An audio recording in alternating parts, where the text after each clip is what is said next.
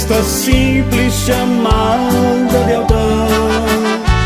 Quero hoje consertar minha vida, porque sei que presente estás. Sei que alguém chorou aos seus pés, sua vida se transformou. Quem se humilha move o teu coração, pois tu és a fonte de amor. Quem se humilha move o teu coração, pois tu és a fonte de amor. Eu preciso ouvir tua voz, fala hoje ao meu coração. Só tu podes consolar minha vida, conceder tua graça e o perdão. Eu preciso ouvir tua voz, fala hoje ao meu coração.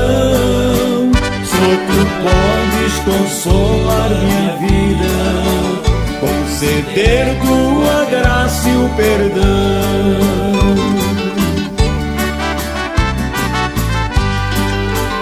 Reconheço que nada mereço de tudo que fizestes por mim. És o néctar dos lírios dos vales, o perfume de todo o jardim. A pureza em todo o teu ser, santidade que não há maior. Sem Jesus sei que eu morreria, só tu podes curar minha dor. Sem Jesus sei que eu morreria, só tu podes curar minha dor. Eu preciso ouvir tua voz, fala hoje ao meu coração. Só tu podes consolar minha vida, conceder tua graça e o perdão. Eu preciso ouvir tua voz, fala hoje ao meu coração.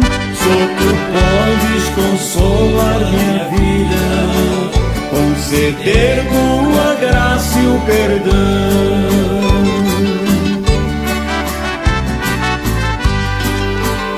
Reconheço que nada mereço de tudo que fizestes por mim.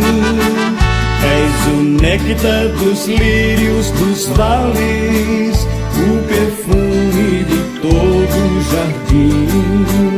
A pureza em todo o teu ser, santidade que não há maior.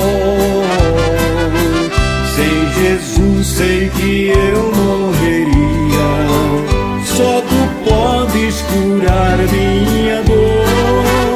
Sem Jesus sei que eu morreria, só tu podes curar minha dor.